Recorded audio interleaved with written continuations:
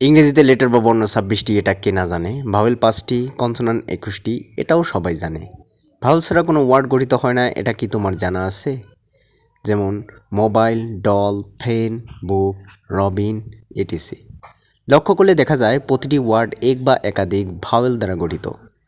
আবার কিছু কিছু ওয়ার্ড ভাওয়েল ছাড়াও গঠিত হয়ে থাকে, যেমন ক্রাই, ফ্রাই, মাই, ট্রাই, ইটিসি।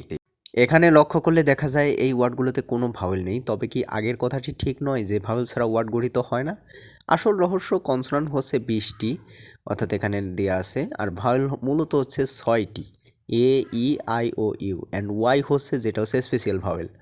তো আমরা ইংলিশ 26টা letter A B C D এর প্রোনাউন্স করে আসছি, উচ্চারণ করে আসছি, কিন্তু এর আসল উচ্চারণ কী হবে সেটা কিন্তু আমরা অনেকেই জানি না। যেমন এর উচ্চারণ এই, তারপরে বি সি ডি এগুলো বরাবরের মতোই হবে।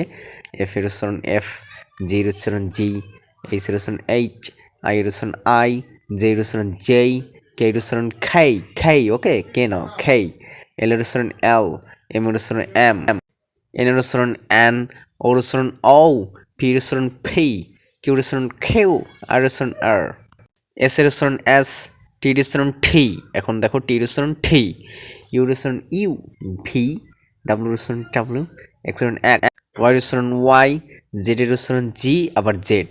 জি হচ্ছে আমেরিকান আর জেড হচ্ছে ব্রিটিশ, ওকে।